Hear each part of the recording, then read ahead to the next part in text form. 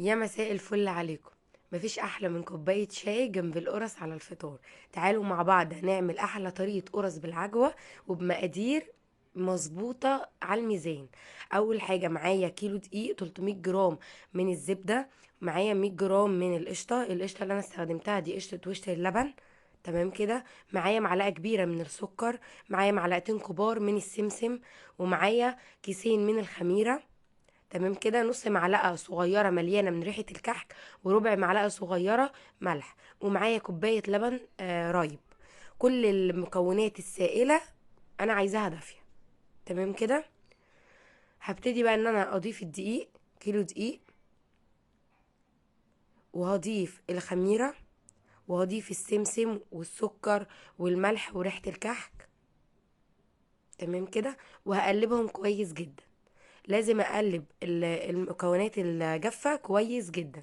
هبتدي بقى انزل بالزبده. الزبدة دافية لكن مش سايحة. تمام. هبتدي ان انا اضيف الزبدة على الدقيق واقلبهم بقى، اسيبهم الزبدة مع الدقيق كده لحد 5 دقايق. 5 دقايق لحد ما اتاكد ان الزبدة يعني اندمجت كويس قوي مع الدقيق. وطبعا انا دفيت القشطة برضو، هبتدي انزل بقى القشطة بعد ال5 دقايق. هبتدي اقلبها كويس حوالي كده دقيقتين. تمام كده. وبعدين بقى ابتدي انزل باللبن الرايب، واللبن الرايب برضو مستخدماه دافي.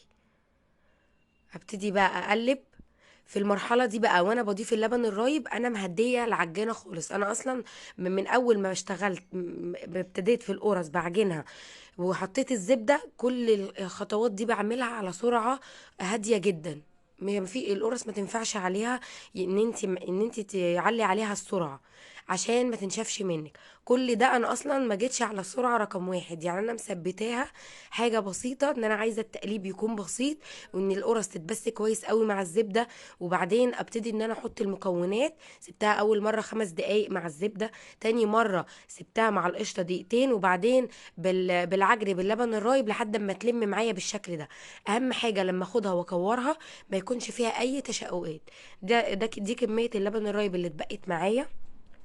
تمام كده. هبتدي بقى احط القرص في طبق واقفله كويس جدا بكيس بلاستيك عشان ما تنشفش مني خالص. هنا بقى العجوة كل اللي انا ضفته عليها معلقة زبدة، عجنتها بمعلقة زبدة بس، وهكورها بالشكل ده. تمام كده. تمام. هبتدي بقى ان انا اكور كمية العجوة كلها كور صغيرة عشان تكون سهلة عليا وانا بستخدمها. تمام. هنا بقى مجهزين الصاج مش مدهون ولا نقطة زيت. هبتدي ان انا اخد من القرص، من عجينة القرص بالشكل ده. العجينة تحفة، ريحتها حلوة قوي، ملمسها روعة. جربوها وجربوا الطريقة دي هتعجبكم. احلى طريقة قرص بالعجوة هتدوقوها.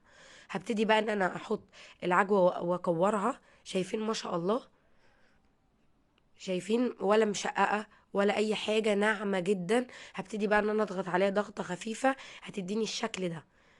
بس كده. وهبتدي ان انا احطها على الصاج.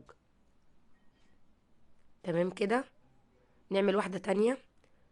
ناخد قطعة من العجينة اللي انا برضو باخدها بتكون صغيرة. اعملي حجم القرص اللي انت حباه. وطبعا مسافة ما انا بشكل القرص لازم اغطي برضو العجينة. لازم العجينة تفضل متغطية وما يعني ما تتكشفش الهواء عشان ما تنشفش. تمام كده. هبتدي برضو اوريكم واحدة تانية. برضو هضغط عليها ضغطة خفيفة. مظبوط جدا. كده خلاص. بعد بقى ما خلصت الصاج هبتدي ان انا هجيب سكينة وهعمل عليها شرطتين على وش القرص بالشكل ده.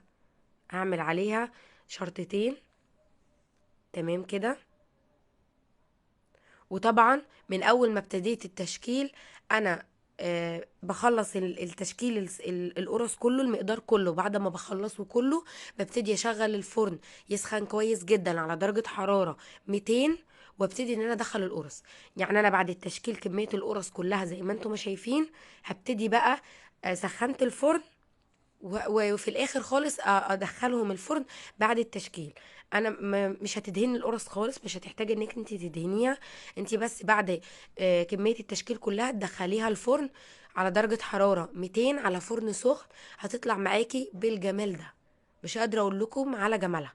هتاخد معاكي في الفرن تقريبا 20 دقيقه. يعني الاول صاج، بعد كده لما الفرن هيكون سخن قوي خلي بالك، لاني ممكن ما تقعدش ال20 دقيقه كاملين. مش يعني هي مش هتكتر عن كده، هي في اخرها خالص اول ما تاخد لون من تحت.